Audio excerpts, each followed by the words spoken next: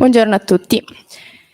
Iniziamo la quarta giornata di questo workshop con il direttore della Sicilia, Antonello Piranio, che è qui con noi. Oggi faremo un incontro che si divide tra due generazioni, ovvero quella di un giornale storico cartaceo che ha fatto un po' la storia del giornalismo degli ultimi anni, e dall'altro lato c'è la mia generazione, che forse un cartaceo, un quotidiano l'ha toccato poche volte, almeno parlo per esperienza personale.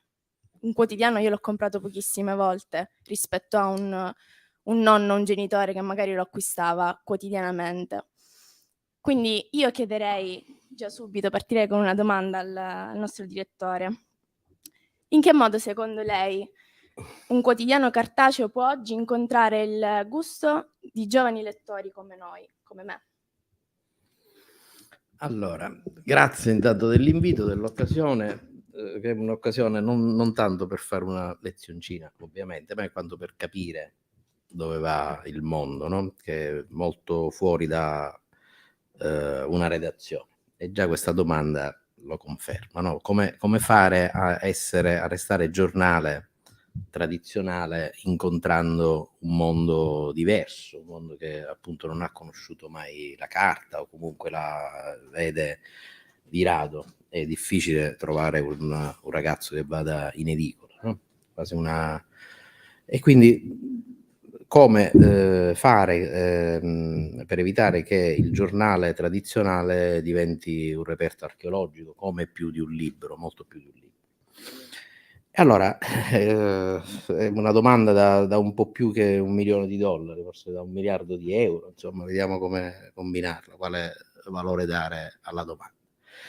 La risposta è complicata, la strada è difficile ed è inevitabilmente una strada ondivaga, perché si ha un bel dire che i giornali tradizionali devono andare sul sito, devono trasformarsi, eccetera, eccetera, soltanto per un fattore banalmente economico, che il sito rispetto alle aziende editoriali normali, tradizionali, rispetto alle buste paga dei giornalisti tradizionali, parlo proprio di cose concrete, non di grandi ideali, della realtà dei fatti, che poi a monte c'è l'ideale, il sito dove andare, eccetera, eccetera, però a valle ci sono delle esigenze pratiche, che sono quelle che sto per dire, no? Un'azienda editoriale tradizionale, costruita in maniera tradizionale, trova il proprio core business, come dicono quelli bravi, ancora sulla carta. E quindi sarebbe facile dire, beh, la carta non funziona più perché voi non andate più in edicola, ce ne andiamo sul sito.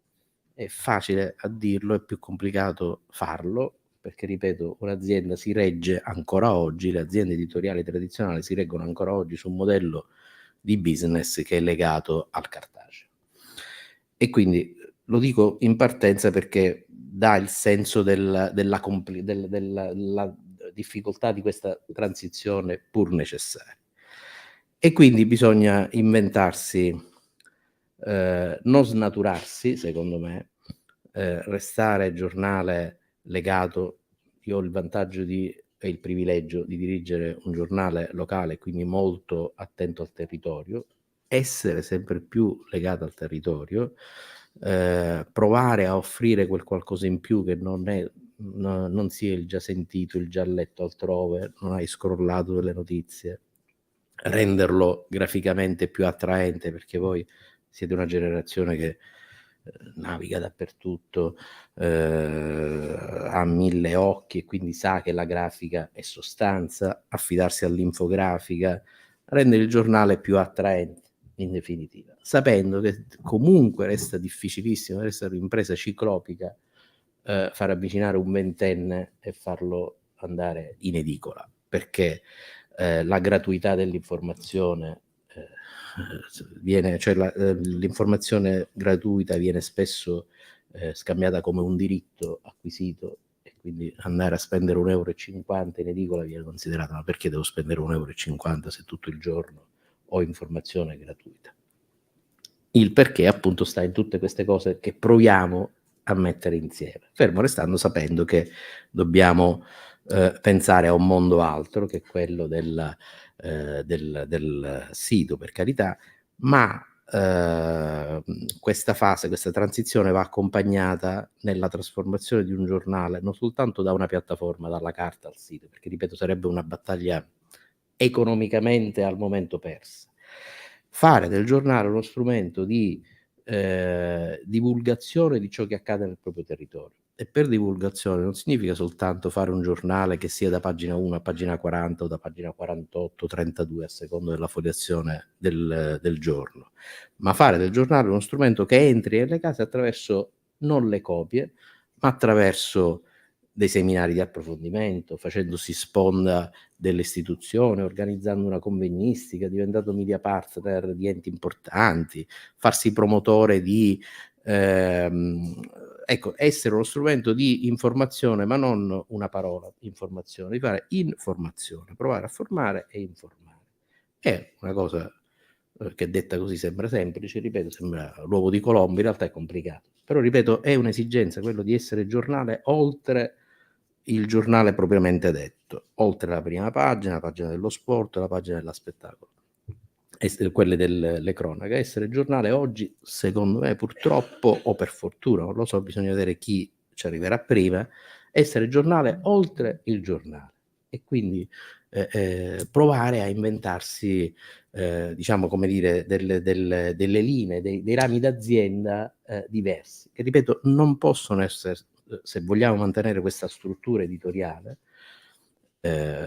banalmente, se vogliamo strutturare se vogliamo conservare queste buste paga, questo tipo di buste paga, non basta soltanto andare da una piattaforma all'altra, bisogna allargare il proprio raggio d'azione, inventarsi dei rami d'azienda che sembravano fino a pochi anni fa, Giuseppe, fino a 10 anni fa sembravano fuori dal mondo, ma invece sono sempre più necessari. Faccio un esempio concreto. Noi in quest'anno questa stagione che va a chiudersi, diciamo dall'inverno all'estate, noi come giornale, come la Sicilia, abbiamo fatto un progetto per la divulgazione nelle scuole, nello specifico degli istituti alberghieri, la divulgazione dei prodotti tipici siciliani. D'intesa con la regione, abbiamo promosso una serie di incontri, di webinar con degli imprenditori di nicchia, con degli chef, eccetera, eccetera. Abbiamo aiutato la regione a entrare nelle scuole, dove fortunatamente abbiamo ancora un varco ben aperto, e quindi abbiamo promosso una serie di iniziative, facendo poi scrivere i ragazzi, inviandoci un concorsino per poi i migliori metterli sul giornale, scrivere, creare un insertino dedicato a questa iniziativa, e questa è stata una maniera per prendere un po' di soldi, io dico volgarizzo, ma per intenderci, accorcio un po' i tempi da questo punto di vista, e poi abbiamo provato a far conoscere il mezzo giornale, il brand, la Sicilia o quale che sia, a una platea a noi distante, quella dei ragazzi. Abbiamo organizzato dall'altra parte dell'isola, che ormai per noi è l'estero, siamo andati sino a Castelvetrano per organizzare in una location splendida. Interromperanno per 6 mesi. Sì, quindi veramente all'estero, ecco, veramente all'estero, è come andare in Calabria, forse ancora più distante. Abbiamo organizzato un convegno sul Belice a Castelvetrano, che ripeto per noi è veramente fuori casa, in una location splendida che è quella del parco archeologico di Selinunte, e il giornale è riuscito a mettere insieme 22 sindaci di quest'area vasta che abbraccia 3 province, Palermo, Trapani e Agrigento, cogliendo una loro difficoltà grazie ai nostri mitici corrispondenti, alle nostre antenne sul territorio, avevano avvertito questa difficoltà dei sindaci dell'area vasta del Belice di parlarsi e di parlare con la regione. E allora abbiamo detto, facciamo una cosa, facciamo noi, ecco, essere giornale oltre il giornale. Il giornale ha una credibilità, un'autorevolezza tale che riesce a mettere insieme la regione, che è il grande assente in questi tavoli mai convocati peraltro, i sindaci di 3 province, che magari non si conoscono ma che hanno problemi comuni, il depuratore di Castelvetrano che scivola a mare, le strade che non funzionano, i collegamenti interni, li abbiamo messi noi, giornale, attorno a uno stesso tavolo, una aula così, con la regione. Ed è stato bellissimo, ed è quello che mi fa pensare che sempre più dovremmo fare questo, che dei sindaci, vi ripeto, di comuni in cui il giornale arriva, forse sì o forse no, che ci hanno chiesto pubblicamente aiuto, dice guardate io ho il depuratore che mi sta scivolando a mare, non riesco ad avere interlocuzione con la regione, ci pensate voi? Allora questo è sconfortante come cittadino, perché voglio dire, se un sindaco deve rivolgersi a un giornale per parlare con un'autorità che gli deve dare risposte, è veramente sconfortante, ma questo è un altro discorso. Però mi fa pensare che il giornale devi continuare a farlo nella maniera tradizionale, ecco perché poi abbiamo le occhiaie, perché dobbiamo fare un discorso a zig-zag, devi fare il giornale più piccolo, con meno persone, ma lo devi fare bene. Se lo fai bene sei autorevole, se sei autorevole puoi organizzare quell'altro ramo d'azienda che ti consente di restare in piedi, comunque ti consente di provare a restare in piedi. Ecco perché è complicato, perché devi fare un giornale tradizionale. C'è la madre che uccide la figlioletta alle porte di Catania e devi parlarne come se devi parlarne, con un senso di responsabilità maggiore rispetto a un fatto similare che accade a Cremona, perché il giornale questo è, no? E quindi devi stare attento nell'aggettivazione, nella modulazione di quello che si scrive attorno a una vicenda che resta incredibile da Cuneo a Capopassero. Però voglio dire, essendo noi il giornale della città, ci dobbiamo dare un senso di responsabilità e di misura maggiore.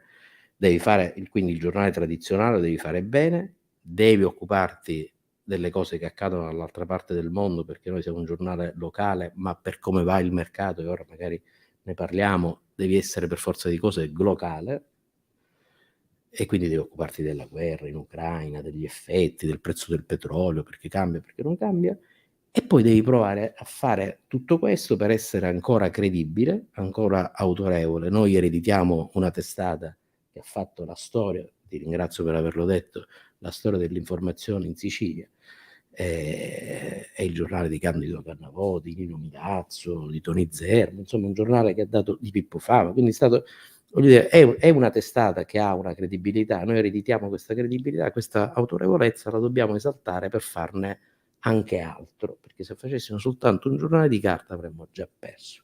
Ripeto, così sembra facile, così sembra scontato, ma è complicato anche convincere i miei colleghi che così va il mondo.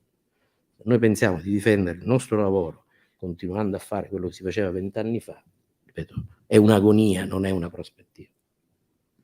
Direttore, l'ha detto lei stesso, noi siamo una generazione che naviga dappertutto e oltre al sito internet ormai ci si informa anche sui social network di Instagram con i nuovi modelli di Torcia e Will. Secondo lei può avere un futuro questo nuovo tipo di informazione e in che modo questi due mondi potranno mai incontrarsi? Allora, anche questa è informazione, quella che va sui social. Io ho figli di 26 e 22 anni, quindi so di che parliamo bene o male. E so che nell'arco della stessa generazione, tra l'uno e l'altro, ci sono 4 anni, ci sono differenze evidenti, perché la ragazza di 22 anni a scuola ha letto le facevano leggere pochi giornali, anche per una questione, bisogna vedere che professore hai, poi le cose si traducono in interlocuzioni banali nella vita, puoi avere una fortuna o una sfortuna, quindi sei quello che ti hanno fatto essere, no? E quindi tra una generazione e l'altra già c'è uno scatto, però è chiaro che anche quello dei social è un mondo che in qualche maniera dobbiamo approcciare e abbracciare. Ripeto, questi mondi si incontrano, per come la vedo io, si possono incontrare, possono camminare non in parallelo, ma incrociarsi soltanto se sulla qualità. Se noi inseguiamo la velocità dell'informazione propria dei social, il post, il tweet, il ragionamento in 140 caratteri o poco più, ripeto, sono mondi che restano in parallelo e che si guardano con diffidenza, o meglio che noi vecchi reperti archeologici guarderemmo con diffidenza. Se proviamo ad accorciare questa distanza di queste rette parallele sulla qualità, oltre che sulla prontezza dell'informazione, non dico che è possibile incrociarsi, ma sicuramente si accorcia questa distanza tra due mondi.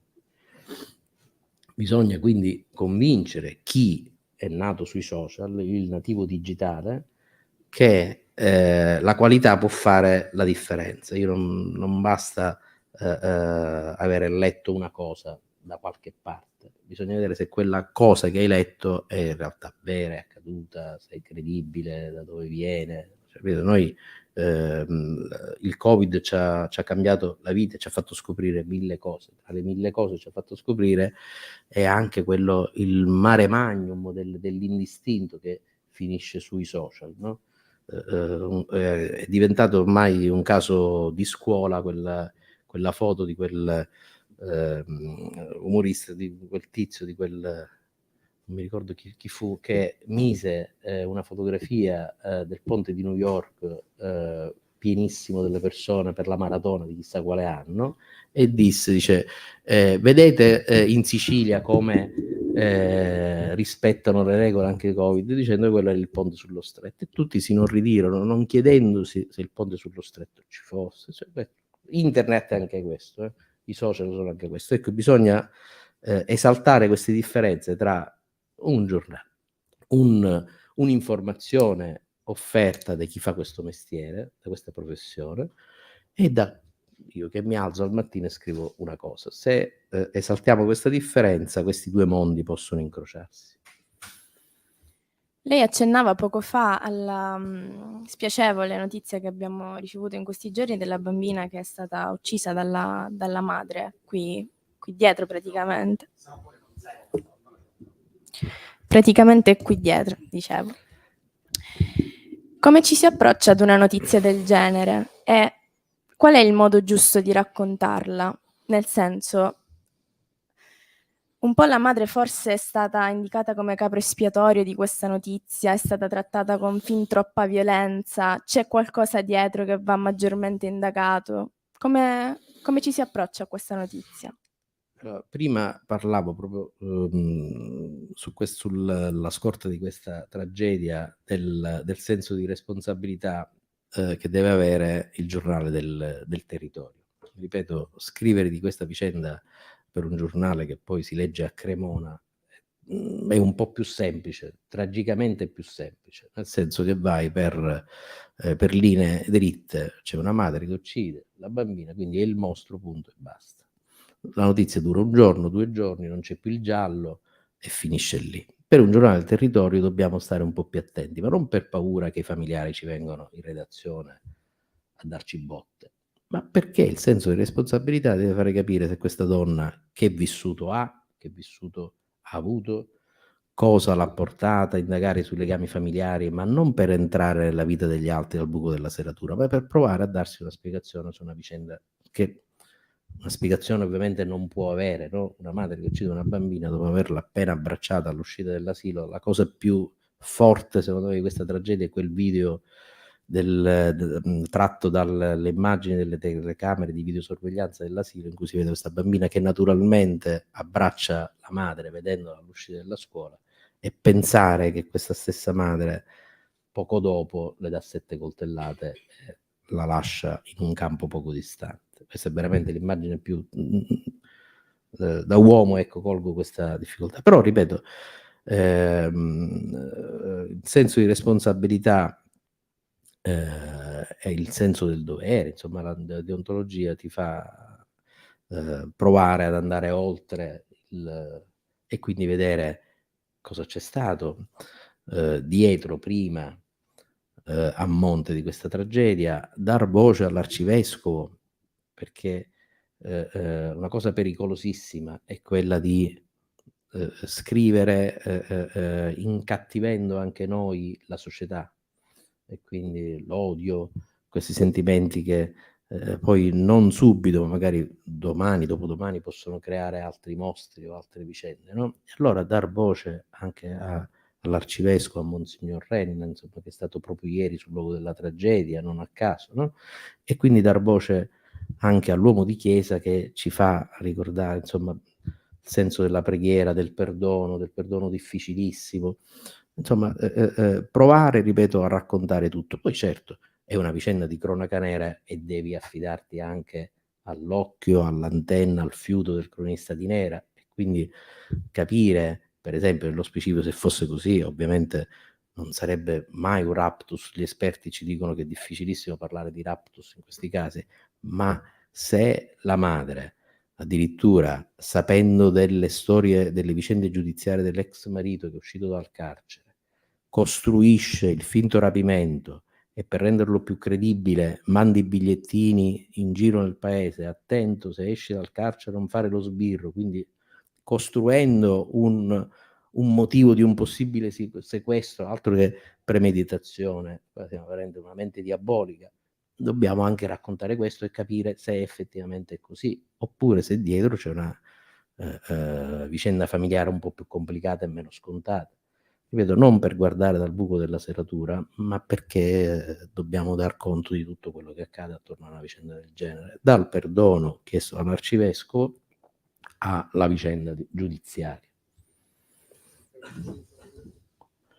Solo per capire, diciamo, la delicatezza della questione, cioè non del fatto di un giornale locale che tratta una notizia del genere e la responsabilità che ha. Cioè, l'avvocato che difende la mamma è stato minacciato.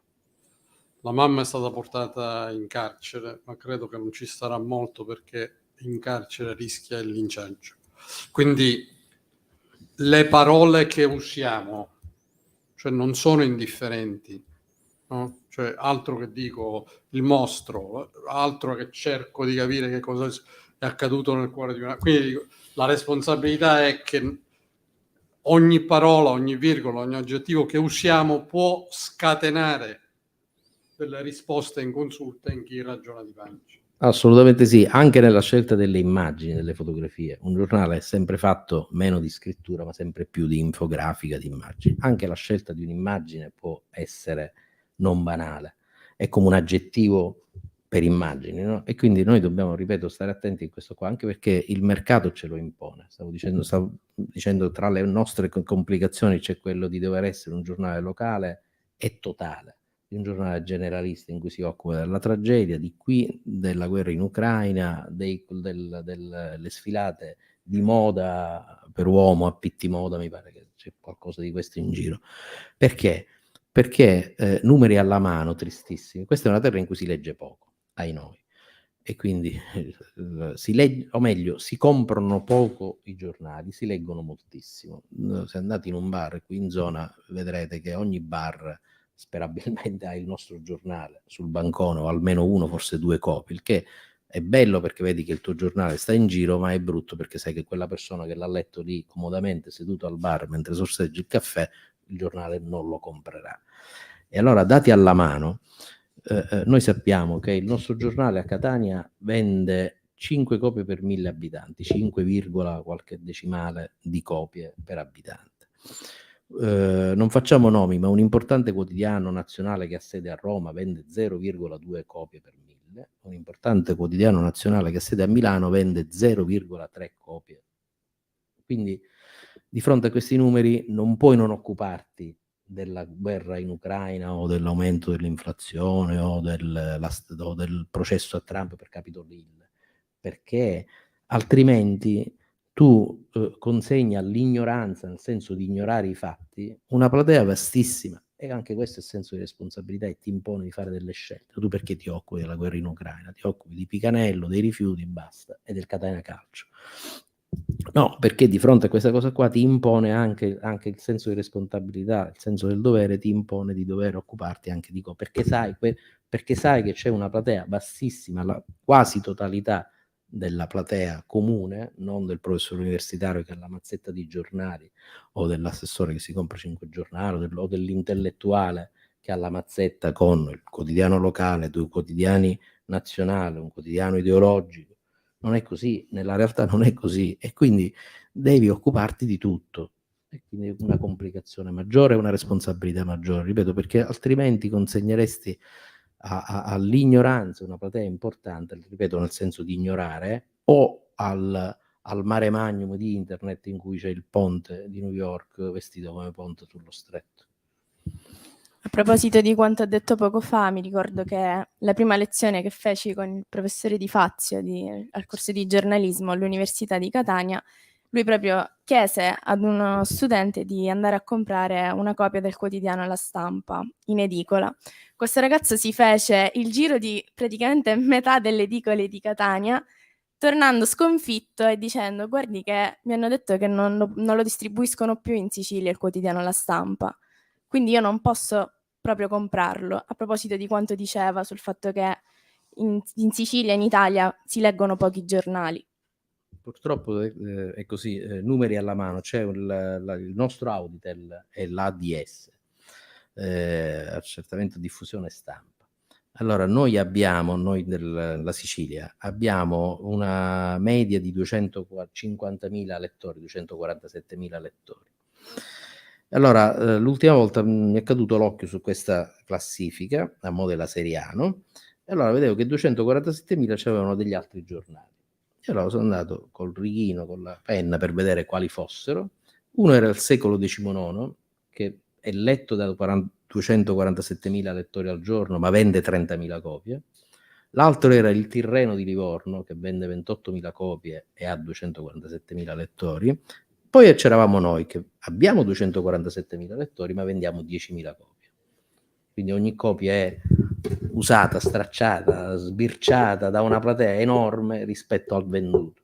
Questo proprio perché noi siamo il giornale più venduto nell'isola, quindi tenete presente che noi non siamo a Palermo, il nostro Zoccolo Duro non è una città di 1 milione di abitanti, ma è una città di 300.000 abitanti.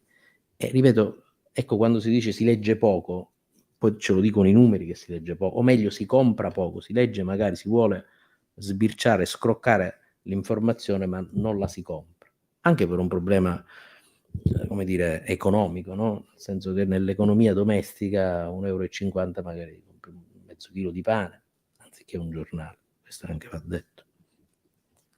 Vorrei adesso lasciare un po' di spazio a delle domande, se qualcuno ha una domanda da fare al direttore. Prego.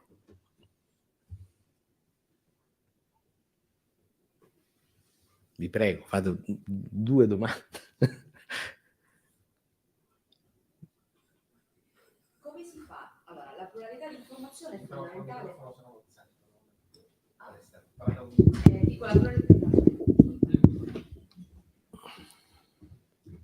Dico, la pluralità di informazione è fondamentale, questo è indubbio, è anche sinonimo di democrazia, però come ci si rapporta a tutte quelle realtà giornalistiche che sorgono online e a cui manca quell'aspetto di autorevolezza a cui faceva riferimento prima? Cioè, spesso e volentieri i giornali che noi troviamo online e che fanno informazione danno un'informazione legata esclusivamente al comunicato, e spesso e volentieri, aggiungerei, cercano di mettere al centro quello che è il singolo soggetto, no? Muore X, si dà il nome e cognome come se fosse una personalità. Dico, per un giornale cartaceo che naturalmente ha dei ritmi diversi, delle regole diverse, come si può rapportare a questa tipologia di giornale?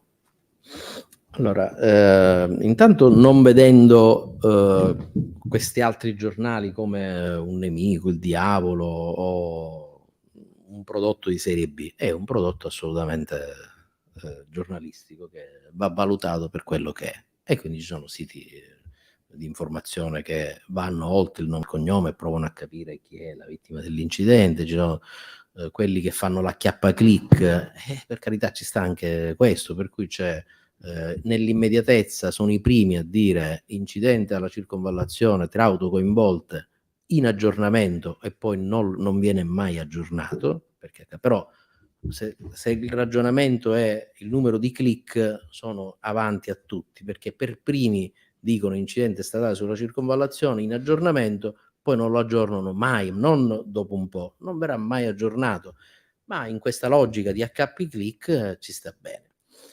E poi ci sono giornali che, ripeto, sono giornali con la G maiuscola, che anziché andare sulla carta vanno sull'online, che è un'altra cosa.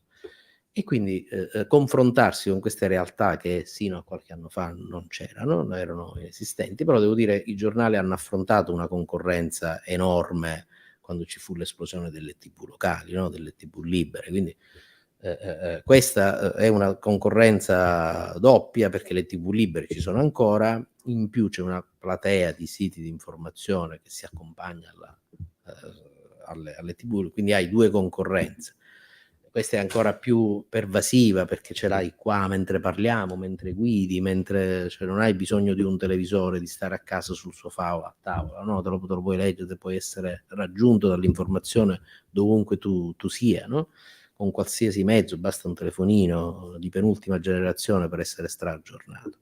E quindi vanno considerate sicuramente non come delle agenzie di informazione, come purtroppo capita. Prima c'era l'ANSA, poi qualche agenzia, adesso ci sono anche i siti. Vado su 2 siti di riferimento, dopo un pochettino capisci che il tuo sito, che per l'area di interesse può essere X, Y e Z, quindi te ne fai 3, te li metti tra i preferiti e utilizzi quei siti come un'agenzia di informazione suppletiva. Ovviamente non può essere così, è utile leggere tutto e sapere tutto ciò che è utile, diciamo, per noi giornalisti archeologici, sapere tutto di ciò che scrivono gli altri, ma sapendo che poi il tuo lavoro, proprio perché già l'hai letto, deve essere un'altra cosa, no? Devi verificare cosa fanno gli altri, ma poi devi farti il tuo lavoro, che siccome arriva appunto 24 ore dopo, se lo fai solo sulla carta occorre uno strumento di approfondimento. Cioè noi abbiamo uno svantaggio che è quello di arrivare dopo, e un vantaggio che è quello di poter approfondire la notizia. Quindi se c'è l'incidente alla rotatoria, mentre loro possono fare incidenti in aggiornamento, anche se poi non lo aggiornano, noi dobbiamo capire come e perché è successo. Parlo dell'incidente per banalizzare, ovviamente accade per 1000 altre cose, no?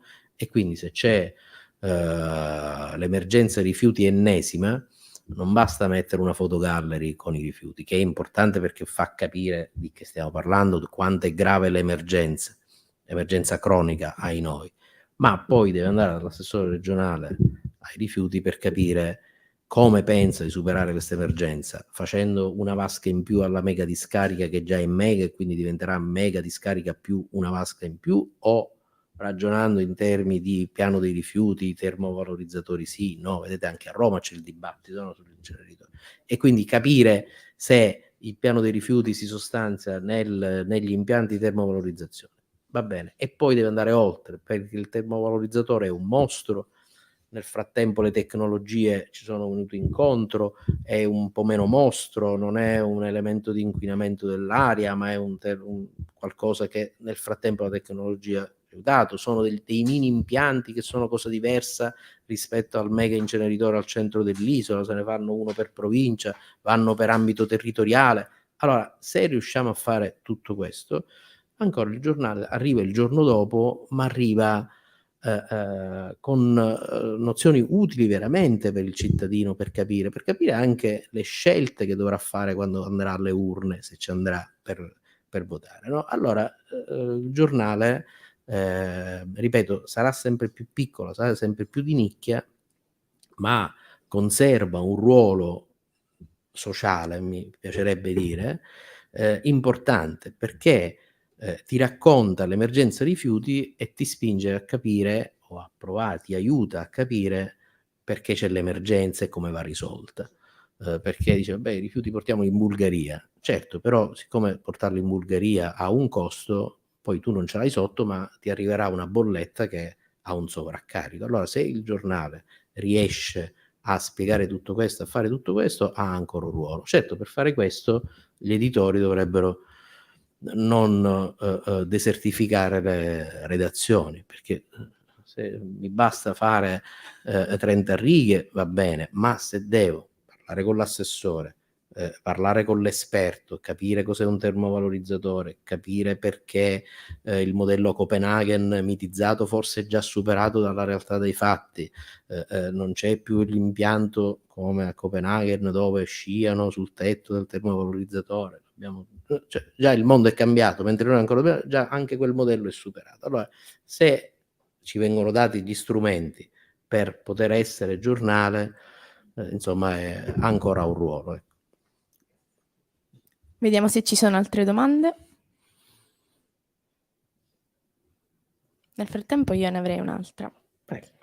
Lei poco fa ha detto che la Sicilia in questo caso, ma tendenzialmente un giornale che attua sul territorio, che scrive sul territorio, deve essere comunque globale.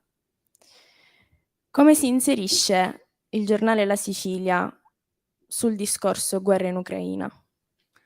Come si fa informazione riguardo un argomento che è molto vicino ma anche molto lontano a noi e così difficile? Beh, allora, banalmente ci si affida alle agenzie che coprono un evento del genere in maniera egregia. L'ANSA, che è l'agenzia di stampa nazionale, nella prima fase, perché già stiamo parlando di una prima e una seconda fase di questa guerra, no?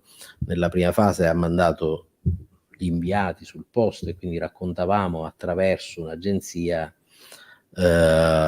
toccavamo con mano, insomma, avevamo notizie di primissima mano perché erano dal fronte, no? E quindi le storie ti arrivavano da là. E quindi si poteva, si è potuto fare un giornale discretamente approfondito e discretamente sul pezzo, cioè su ciò che accadeva veramente. I profughi al confine, la Bielorussia, la Moldavia, insomma, bene o male l'abbiamo fatto. Ovviamente poi, proprio per l'esigenza di andare oltre quello che per le 18 ore in cui stai davanti al televisore hai avuto gli speciali, gli esperti di guerra, i diplomatici, eccetera, eccetera, devi provare a raccontarla tu un pochettino, farla, come dire, più tua. E allora racconti le storie dei profughi ucraini che ti arrivano qui, vedi i ragazzini come si sono integrati, sono arrivati nel pieno di un anno scolastico, e quindi vedere se hanno trovato rispondenza nelle scuole delle città in cui arrivavano, l'accoglienza, provare a ragionare e a darsi una spiegazione sul perché il profugo ucraino viene accolto senza se e senza ma, e il profugo del Mali invece, o del Ghana, invece viene visto con sospetto. L'abbiamo scritto, abbiamo fatto un dibattito su questo, sul profugo dalla pelle bianca, perché poi questo è il profugo dalla pelle nera. Abbiamo aperto un dibattito su questa cosa qua, non facile, perché alcuni ci hanno accusato di essere di vivere sulla Luna, perché lì c'era una guerra in corso. Allora non abbiamo ribattuto: perché in Sierra Leone cosa pensi che ci sia? Scappano perché vogliono fare turismo, perché qui ci sono i siti archeologici, o scappano perché lì c'è una guerra costante non raccontata? E quindi ecco, provare a raccontare la guerra anche qui, no? Provare a essere un po' ovviamente indietro rispetto alla CNN, per dire, o rispetto al Corrierone, che ha 4 inviati sul posto e una schiera di diplomatici che ti raccontano e ti spiegano con i carri armati alla maniera del plastico di Cogne per Bruno Vespa, no? Ti dicono dove si spostano, cos'è Kharkiv, cose, eccetera eccetera. Provare a farlo in maniera un po' diversa e provare a inventarti una maniera diversa per raccontare il fatto che inevitabilmente è questo per tutti. Se non ci sono altre domande, io concluderei l'incontro qui. Io vorrei aggiungere una cosa. Prego. Se mi faccio e mi faccio una domanda e mi do una risposta. Allora, immaginiamo che un ragazzo venga oggi in redazione, ogni tanto capita, e mi dica: io voglio fare il giornalista, io voglio scrivere, io voglio fare questo mestiere nel giornale della mia città, o comunque provare a fare qua per poi andarmene al New York Times. E allora, mentre prima Giuseppe, correggimi, Giuseppe Di Fazio è una colonna del nostro giornale, stata, no? E quindi se prima l'approccio, o meglio, racconto la mia esperienza. Quando sono arrivato in un giornale, io voglio fare il giornalista, e fu introdotto dal vecchio caposervizio dello sport, che era specie un professore oltre che un bravo giornalista, e io dissi, quello mi dice: ma tu che cosa vuoi scrivere? Dico: ma io vorrei occuparmi di politica, società. Dice: guarda, in questo momento mi manca uno che si occupi di motonautica. E ho detto: guarda, io non ho neanche un canotto, non so come fare, non ho idea. E allora dice: questo mi occorre. E allora io andai in edicola, mi feci la razzia di tutti i settimanali, cose di motonautica. Poi, siccome nella vita ci vuole fortuna anche per fare l'uovo fritto, in quel momento a Catania c'erano 2 o 3 piloti che vincevano campionati italiani, europei, mondiali, quindi anziché scrivere un pezzo l'anno, ne ho scritto uno al mese, uno d'estate, diciamo. E poi da lì entri e fai il tuo mestiere, arrivi a scrivere del Catania Calcio, che era il sinonimo, allora verrai assunto. Se tu si occupi del Catania Calcio, allora verrai assunto, poi la vita ti porta altrove e poi fai magari quello che vuoi fare. E quindi l'approccio, ahimè, quasi 40 anni fa era questo. E così è stato fino a 20 anni fa, fino a un po' di tempo fa. Adesso, se venisse Antonello Piranio, da Antonello Piranio a dire io vorrei scrivere, cioè, non gli domando, mi manca uno che si occupi di consiglio comunale. Perché la risposta inevitabilmente deve essere: ma allora tu mi devi portare un prodotto finito, dove il prodotto finito, cioè devi essere non solo giornalista, devi essere una specie di mini imprenditore. Io vengo con un'idea che è un pacchetto, io ho un progetto di portare nelle scuole la legalità, quindi mi faccio un mini PON legalità che parte da una serie di articoli che poi finiscono sul giornale, ma li porto nella scuola, faccio delle conferenze, invito il prefetto, invito il giudice, invito il magistrato, invito il bravo giornalista, lo impacchetto e ti garantisco che lo faccio multimediale, lo faccio sulla carta, vado con lo zainetto con la telecamera, eccetera, eccetera. Quindi l'approccio è assolutamente diverso. E quindi scusa, Antonio, per restare a persone a noi conosciute, Giorgio, no, quando si è approcciato a noi, quando è arrivato, no, tra le altre cose ha chiesto: io vi propongo di fare Sicilia, cioè vi faccio una pagina, ma la faccio io. Si chiamava Sicilian Stories. Però la faccio, cioè voi avete il problema di raggiungere i giovani, no? Io vi faccio una pagina per i giovani, però voi mi date la libertà di fare, ve la do bella confezionata, e lì almeno io ho scoperto che esiste il QR code, tutte queste cose per noi strane, però in cui tu dici: guarda, si potrebbe fare il giornale. C'era un illustratore molto bravo che illustrava la pagina, cioè era una pagina proprio giovane, no? esattamente, quindi non occorre soltanto, ahimè, essere bravo cronista per il fiuto, la cattiveria, come dire, l'essere graffiante. Occorre anche approcciare, sapersi offrire a un'azienda editoriale oggi da mini imprenditore.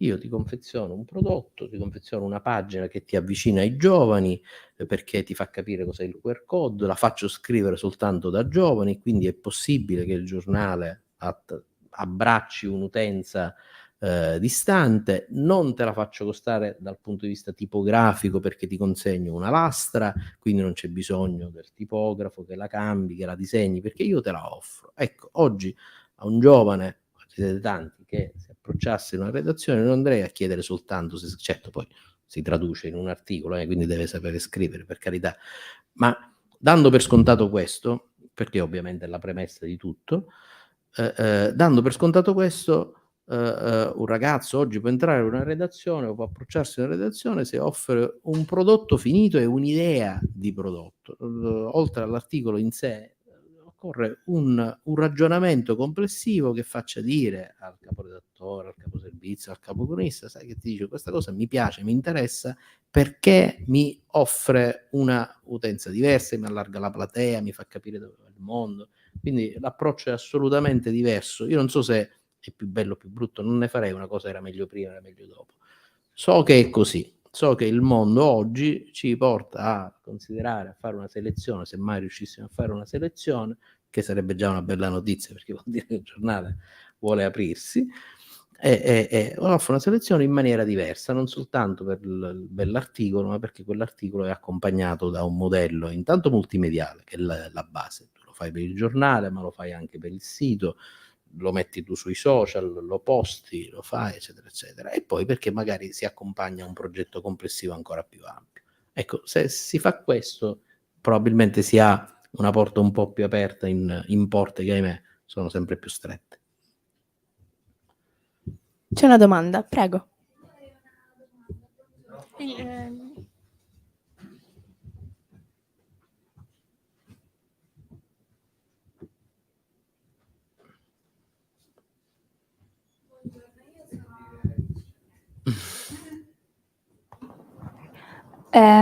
Buongiorno, Sono una corsista del workshop e provengo dalla zona dei Castelli Romani, quindi non conosco bene questa realtà del Sud Italia, e mi interesserebbe molto sapere cosa significa fare informazione in un contesto dove c'è una forte presenza della criminalità organizzata, e quindi c'è anche un fattore di rischio per i giornalisti. Mi piacerebbe sapere la sua esperienza, se per esempio ha mai ricevuto delle minacce, dei messaggi che le hanno messo un pochino di soggezione nel trattare determinati argomenti, perché comunque Reporter Senza Frontiere lo saprà, fa un rapporto annuale, e uno dei problemi principali della libertà di stampa in Italia sono proprio le minacce da parte della criminalità organizzata. Questo costituiscono un ostacolo comunque al lavoro del giornalista, quindi provenendo da un altro territorio dove questo problema magari si sente un pochino di meno, mi piacerebbe sapere la sua esperienza. Grazie. Allora, l'esperienza mia è da questo punto di vista minimale, nel senso che io nel corso della mia carriera ho fatto tante cose, ho fatto poca cronaca nera, quindi ho vissuto poco questa, però qualcosa qualche esperienza insomma si può raccontare, e mi rendo conto, mi immedesimo soprattutto non in chi fa questo mestiere a Catania o a Palermo, ma al corrispondente di paese che scrive di persone che ha incontrato al bar poco prima, che potrebbe incontrarle poco dopo, e lo fa veramente per passione, perché non è un giornalista strutturato, non campa di questo, no? E quindi scrivere di determinati argomenti dal paese, sul cocuzzolo della montagna, dove tutti si conoscono, lì veramente c'è la paura. Immagino che possa esserci la paura, non paura fisica, ma come dire, tra l'imbarazzo e la paura, perché ripeto, scrivi delle persone che incontri quotidianamente per strada, al bar, in chiesa, dove ti capita, voglio dire, stiamo parlando di paesi di piccoli abitanti, di pochi abitanti. Allora, rischi, paure personali non ne ho avuto, perché ho fatto poca cronaca nera, certo, però immagino che, io ricordo che il giornale mi mandò alla prima udienza pubblica in cui comparve Bagarella, era a Caltanissetta, e allora c'era quest'aula bunker in cui c'era Bagarella sulla destra nella gabbia, c'erano gli avvocati, cioè io ero tra il pubblico, giusto capitai nei pressi della gabbia, eccetera, eccetera. E allora io prendevo gli appunti per l'udienza, come si chiama, e mi sentivo dietro il collo gli occhi di quest'uomo, no? Che pensava probabilmente ai fatti suoi, sicuramente non a me, però insomma un minimo di soggezione. E allora immagino, provo a immedesimarmi in chi ne ha scritto quando Bagarella era in giro, nascosto chissà dove, ma sostanzialmente in giro, e quindi la difficoltà. Però c'è anche un mix di incoscienza, di voglia di scrivere sempre e comunque. Io quella volta, tra le poche cose che scrissi di cronaca nera, fu un triplice omicidio a Racalmuto, nell'Agrigentino, di notte. Allora, all'epoca si andava con la Polaroid, in redazione noi ne avevamo una di uso collettivo, e quindi quella notte andai con la Polaroid. Allora arrivammo che c'erano ancora questi corpi a terra, non si sapeva cosa fosse, quella era una città di mafia, anche di mafia. Poi erano 3 malcapitati, 3 immigrati che furono messi in mezzo a un conflitto a fuoco per altre vicende, ma non si sapeva. Allora ricordo che c'erano colleghi avvertiti dei giornaloni nazionali che erano molto prudenti nel nel non far capire che erano giornalisti, perché il fatto era appena avvenuto, c'erano 3 morti per terra, non si sapeva cosa fosse successo, e quindi ero prudente. Invece io scattavo con la Polaroid, dicevano sei pazzo, attento, però un po' il mestiere, un po' l'incoscienza, un po' il così ti porta intanto a farlo, almeno io penso così, intanto a fare quello che istintivamente di fare una fotografia dei 3 morti a terra, e quindi non porto il problema, ma se mi vedono con la Polaroid, non sono in divisa, non sono un magistrato, non sono un poliziotto, qualcos'altro devo essere, quindi strade e strade possono venirmi a cercare, ma sul momento non lo pensi assolutamente, quindi istintivamente sei portato a fare. Poi come si scrive di mafia, come ci si occupa di queste cose qua è ancora un approccio. Io credo che non esiste intanto un giornalista antimafioso. Già questa definizione mi fa venire un po' le bolle, perché un giornalista è un giornalista, non è antimafioso, perché c'è un giornalista pro-mafioso, non esiste, è un giornalista che scrive di quello che accade. In questa terra accade molto spesso vicende legate alla mafia. Allora devi raccontare al di là del fatto e provare come giornale a raccontare, a spiegare quello che accade e a essere sponda delle cose migliori che accadono. Noi per esempio abbiamo qui a Catania tante sfortune, abbiamo una fortuna di avere un presidente del Tribunale dei minorenni che sarà tra l'altro ospite anche del workshop in un tavolo successivo, mi pare sabato, no? Insomma, che è un magistrato che fa fa del proprio ruolo qualcosa veramente di profondo nel sociale, nei quartieri cosiddetti a rischio. Insomma, allora cosa può fare un giornale? Oltre che raccontare la retata, hanno arrestato 33 persone, di cui 16 in carcere e 17 erano a piede libero, eccetera, eccetera. Al di là di questo, provare a essere sponda delle forze più vive e migliori del territorio. Quindi se c'è il presidente del Tribunale dei minorenni che fa un'azione meritoria, andare con lui nelle scuole, portarlo nelle scuole e provare a far capire cos'è la legalità, l'illegalità diffusa. Noi abbiamo vissuto quest'anno il trentennale delle stragi del 92. E allora il giornale si è inventato, oltre all'inserto, alle pagine più o meno ben confezionate, alla fake cover per dare il senso forte della cifra pari dell'anniversario.